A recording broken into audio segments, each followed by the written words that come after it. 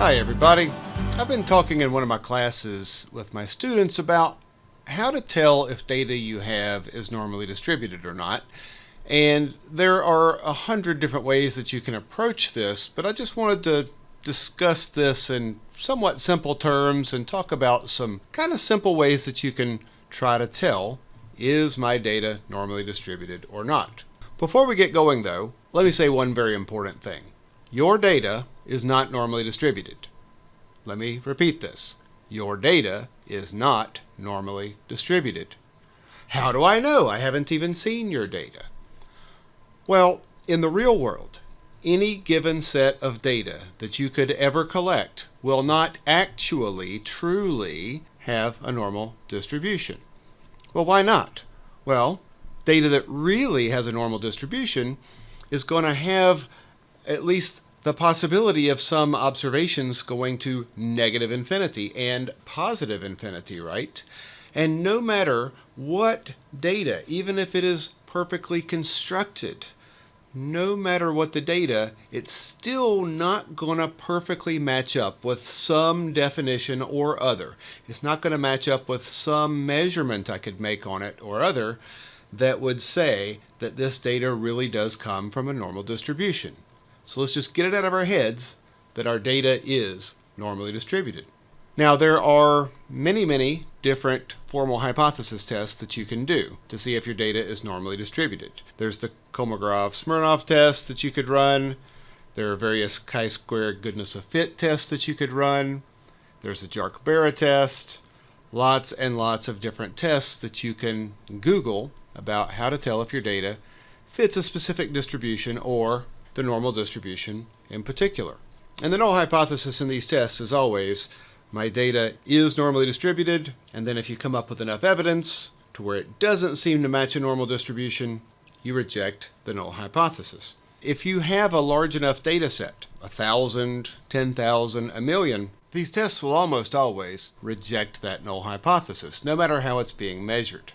Because there will be enough little differences here and there that if you have a large enough data set, it's going to push that p-value down and you'll reject the null hypothesis. So instead of asking the question, is my data normally distributed or not, I think we should answer the question, is it sort of close-ish to being normally distributed or not? And close for what purposes? Well, that's something you have to ask for yourself. So here what I've done is I've come up with 6 different data sets that I made in R, and on the second page that you can find linked in the video description is the code that I used in R to create the data sets and make these figures. So here we have histograms of these 6 data sets. Let me just introduce them to you briefly. This first histogram here, I asked R to generate some uniformly distributed data. Now, uniformly distributed data should have an equal probability of being in any interval. So if this was a perfect uniformly distributed data set, which it isn't, I asked R to draw from a uniform distribution. But again, any realized set of data is not going to fit any idea perfectly. So in this case, most of the bars are pretty even, but we do have a few that are quite a bit higher than the others over here, and a few that are a little bit lower than they should be over here on the left side. Somewhat uniformly distributed data. Here I have one that is right skewed. I drew this from a chi-square distribution in case you're wondering. This one is left skewed, and all I did for this one is I took the data that's right skewed and I did a mirror image of it basically. This is some data that is normally distributed. Well, it's drawn from a normal distribution. So in reality, the distribution that R was drawing it from was normal-ish. But again, when you look at it, it's certainly not going to be perfectly normally distributed. Now this one is a histogram where I took the normal distribution and I drew some observations from it, and then I added some outliers. So I added 20 outliers that were at a z-score of -5 and +5. So we could look and see what does that do to some of these things that we can measure about data to try to explore how close to a normal distribution data is. And then over here, This is data that should theoretically have a shape somewhat like an upside down parabola, so like a concave parabola. So kind of not like a normal distribution, which should have more of a bell shape where it increases in slope, flattens out, and then gets flatter and flatter at the edges. This should be a little bit more like a parabola, so that we could compare some of these things you can measure about data. First thing, I calculated skewness, kurtosis, the mean, and the median for these 6 data sets. Uniform, right skewed, left skewed, normal in quotes, normal with outliers, and this was a beta distribution with 3 and 3 for the 2 parameters that gives us this sort of inverted parabola kind of shaped data set. So what should we be looking for? Well, with the uniform, it should be symmetric, and so the skewness value should be pretty close to 0. We see it's not exactly 0, but of course, real-world data or real simulated data is not going to be exactly anything that we think it should be. So uniform, a little negatively skewed here, and I can kind of picture that. It's left skewed is, or negatively skewed, is when you get data kind of trailing off to the left with a concentration a little more on the right side. Kurtosis here, the way this kurtosis is calculated is if it's 3, that's what normally distributed data should be, 3. Now, depending on how you calculate kurtosis, if you calculate it in Excel, you're looking for 0 is what normally distributed would have. But the way this was calculated in R, we're looking for 3. So kurtosis, the higher the number, tells you that there are more outliers than would be compared to a normal distribution. Lower values, so lower than 3 in this case, means that there are fewer outliers compared to what you would see in a normal distribution. So since this uniformly distributed data is all in a block, it means that there's not any tails trailing off to the right or the left that might contain outliers. They're all kind of bunched together in one big block, fewer outliers than what you would see in a normal distribution, so 1.78 roughly. And here the mean should be around 0.5, and it is. And the median is a little higher than the mean, but they're almost identical. This is one rule of thumb, kind of quick way that you can check to see if data is symmetric or not. The mean and the median should be pretty close if the data is symmetric, but if you have data that is skewed like this next one to the right, what that usually does is pull the mean higher than the median, and the opposite with left skewed. So let's move on to look at these next 2. So the right skewed data, we have a positive value for skewness, as we would expect. So positive skew is the same as right skew. Kurtosis, much larger than 3, which is telling us that there are some outliers here that are much more extreme than what you would expect with a normal distribution. The mean and the median, so the mean is higher than the median. The mean is almost 5, the median is about 4, and that's what we would expect with right skewed data. Left skewed data, we have a negative skewness number, and as I said, this is basically a mirror image, so the skewness number is negative but the same size value basically, and the kurtosis is the same, and it should be because it's just flipped. So the number of extreme outliers and how far they are away from the mean is going to be the same in these 2 data sets. Here the mean is 15.11, the median 15.97, and left skewed data usually pulls that mean below the median. All is as expected here. Now when we get to this normally distributed data, in quotes remember, it's drawn from a normal distribution, but of course it's not going to be perfect. We would expect the skewness to be 0, well that's close, and the kurtosis to be 3, that's pretty close. And we would expect the mean and the median to both be close to 0 here. And the fact that the values are close to each other tells you that it's pretty close to symmetric. And I agree. Not perfect, but close. Now here we have this data with all the extra outliers. Should be that these measurements we see are pretty close to what we'd see with a normal distribution, except lots more outliers. So let's see what happens. So here we have skewness is about 0, so not skewed in either direction really. But the kurtosis is much bigger than 3, and that reflects the fact that we have these extreme values out here on both sides. The mean and the median still very close to 0, which again tells us that it's a symmetric shape, not skewed one direction or the other, just looks weird compared to a normal. So more outliers. And now we have this kind of upside down parabola. Think of the upside down parabola, since it doesn't have tails that kind of drag off to the left and drag off to the right, as being something of a mixture between a uniform distribution and, say, a normal distribution. It's just we're packing in these outliers a little bit closer on either side to get that upside down parabola shape. So what should we expect? Well, skewness is close to 0, so symmetric.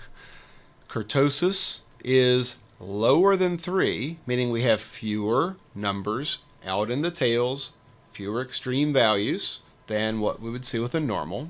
That is what we would expect with this kind of distribution. And the mean and the median are almost identical at about 0.5. And so, again, another way to check, to kind of think about that this data is probably not skewed in one direction or the other. Now, another tool that people often use to try to tell if data are related to a normal distribution, somewhat closely normally distributed or not, is called a normal qqplot. So here are normal qqplots for these data sets. Let's look at them individually. Let me try to get it resized where we can see the distribution of the data and the qqplot at the same time. Let me briefly explain what a qqplot does. So on the x-axis, this is telling us where we would expect the points to be if it were normally distributed. And on the y-axis, this is where the data actually is. Basically what it does is it calculates something like z-scores, and it matches up the order of the data. Say we have 100 points, for example. Then given normally distributed data, we would expect about 68% of those points to be between a z-score of -1 and 1. This is just the empirical rule. And we would expect about 95% to be between -2 and 2, and almost all the data to be between -3 and 3. What the normal qqplot does is take this to the extreme and say, well, if I had, say, 100 points, where would I expect the lowest one to be if it fit a perfect normal distribution? And where would I expect the second lowest and the third lowest and the fourth lowest to be if we were to order them and we were to perfectly line them up with where they ought to be in a normal distribution? So what we're seeing here with this uniform data, remember, we don't have as many outliers as we would expect. We would expect some of these numbers down here to be much lower if they were in this tail of a normal distribution, and we would expect some of the observations to be much higher. So that's what the qqplot is telling us here, that this lowest value at 0, that's the ones in this bar right here, that the very lowest value we would expect to have a z-score around -3. Here I plotted, I think, 300 points. So the lowest point at a 300 should have a z-score around -3, and in reality, it was much closer to the mean than that, is what this is telling us. Now in the middle here, on a qqplot, the very middle is always going to line up with this blue line. This blue line tells us where we would expect the points to be. If you have normally distributed data, all these little dots should be right on that blue line. Let's look at the data that was drawn from a normal distribution and you see what I mean. The very lowest value here should have a z-score around -3. The actual z-score of it was a little more than -3, and so it's not quite on the blue line, but it's pretty close. And as we go up, most of these points are very, very close to this blue line.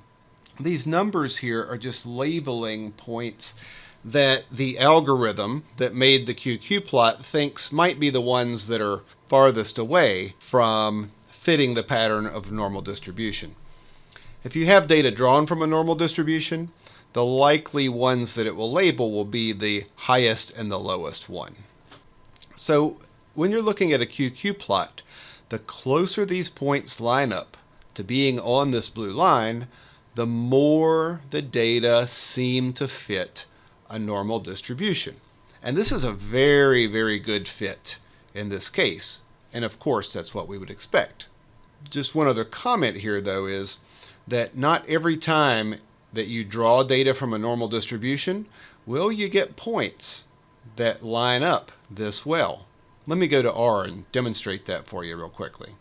All right, so here I am in RStudio Cloud, and instead of 300 points, just to demonstrate what I'm talking about, let me generate 100 points that are drawn at random from a normal distribution with a mean of 0 and a standard deviation of 1, so a standard normal distribution.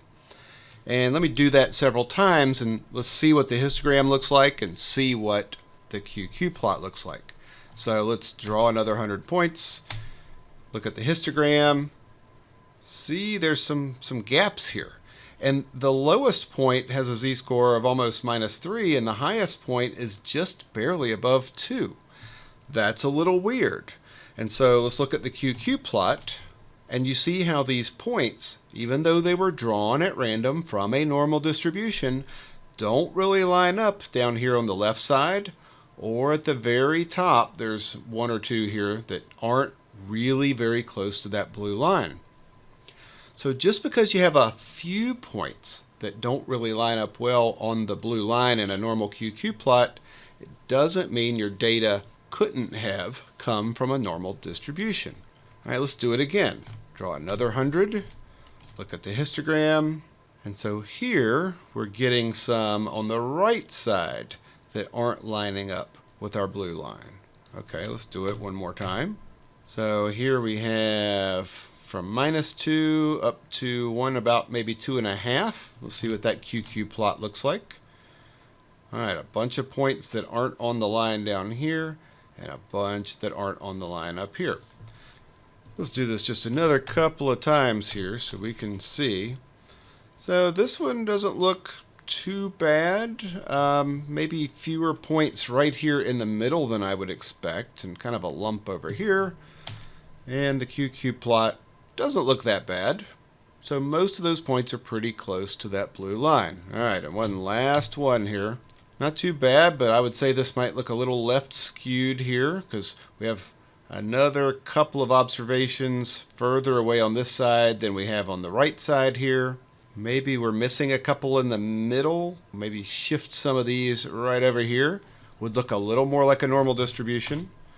And the qqplot, pretty good for the most part, except for these two that were down there on the bottom, right? So those are those 2 points that aren't quite on that blue line. So now that we kind of understand that randomness plays a big factor here, even when you have data that is drawn from a population that is normally distributed, your data is not always going to agree when you look at histograms and when you look at normal qqplots. So again, for this uniformly distributed data, the qqplot peels away in both ends, which is telling us that the data is not as extreme as we would expect. If it's kind of to the left side over here, the data is closer to the mean than we would expect in a normal distribution. And over here, the data being on the right says the same thing. These points are closer to the mean. 0.5 was the mean for this data. They're closer to the mean. They should actually be further away, up where this blue line has disappeared on us out of the graph. Let's see. That right skewed data, let's see what it looks like. So we have this kind of convex shape pointing upward. On the left side, the tail kind of looks like the one for the uniformly distributed. So the data are closer to the mean there. They're kind of bunched up around the average. But then on this side, the data are further away from the average than what we would expect if it was normally distributed. Left skewed is kind of the opposite story. On the left, the data are further away from the mean than what we would expect. On the right, they're closer to the mean than we would expect. So it's sort of a concave down kind of shape. Again, there's the normal. Here's the outliers. So this here is saying, well, in the middle, not too bad, but as we get closer to the left side of the plot, these points are a little further away than what I would have expected if it was a normal distribution. And then we have a lot of points that are just way, way too far away from the mean. Similar here. We have a few that are a little too far away, and then we have a lot that are way, way too far away from the mean if this was a normal distribution. Further than expected. And then here with the parabola, we see something that looks fairly similar to the uniform. Remember the uniform, we have fewer numbers that are extreme values compared to a normal, and it's the same thing but not quite as extreme. These edges peel away to the left and the right much more sharply for a uniform distribution, just a little more gently peeled away in the same kind of manner for that more parabola kind of data.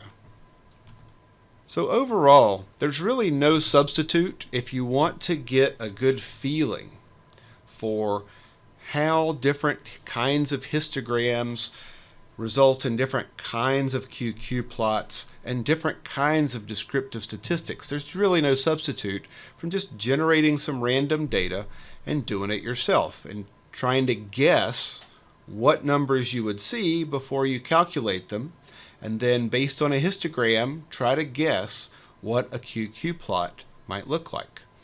And again, I give you the code here that you would need, and all you really need to do this is you can sign up for a free RStudio Cloud account, and you can type these commands in, and you can play with it yourself.